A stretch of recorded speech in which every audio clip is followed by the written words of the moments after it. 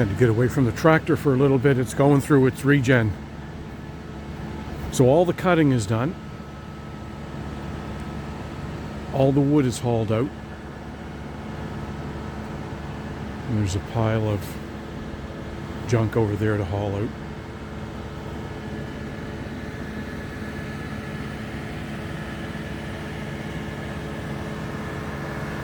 Everything is moved up front.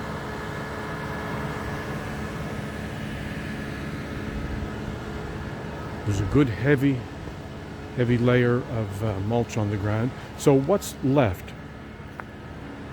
You see this kind of stuff. I've gone through,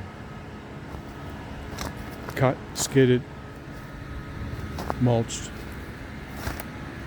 took out what I thought would be, sellable for fuel wood. There's a little bit of junk in the corners, but what I'll do now, the winch will come off and I'll put the chipper on and I'll back into all these little laneways that I've made. And this is typically what I'll do. This kind of stuff. You can't really do anything with it. So we just run it through the chipper. Back up, this stuff right there I'll grab with the tractor and take out with the grapple. But I'd back right into about here, somewhere right along here.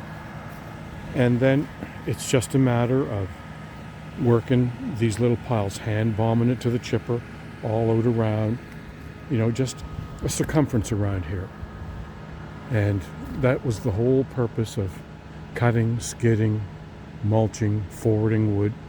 And then the last phase is just to come in, back in, everything, within kind of a, I guess you'd call it a 270, haul it out to the chipper. Up in there, back in, haul it out to the chipper. That side is clean. So really what it is, all the mulch piles where there's a little bit of stuff left in it, just what won't mulch, or you don't want to push into the rock, you just pull it out and hand bomb it. A little bit of saw cutting, clean up the stumps and, just make it look pretty.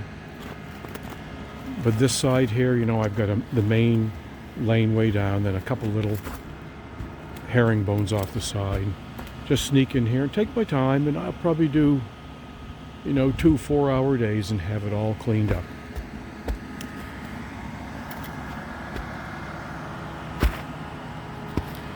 And it's a matter, too, of managing the expectations.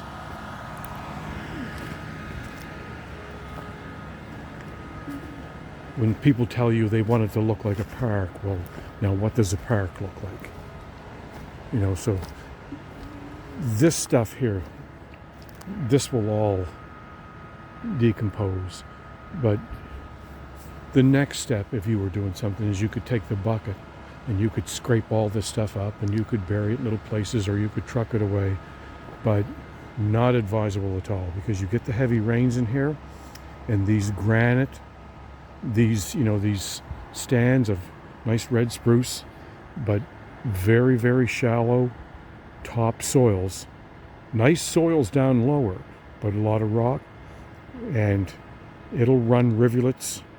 It'll take that topsoil right off, and it'll find its way down, and you'll get holes, granite apples kind of peeking up, and then you'll get the stuff that'll run right down to the lake. So you don't want to do that. Let it decompose, let the seedlings come up. If you're going to do something with it, then you scrape this stuff off, but you get grass down, or you get something down, or hay. So I've been on the job, I'm going to say 5 weeks, something like that. But it's, 2-hour days, 3-hour days. There's been so much ice, and there's no rush. So I just took my time. A week I'd have 12 hours in, and doing it by myself. So there's no system. You'd want somebody with a saw and You know, and years ago when I do these, I'd have a saw laborer in here, and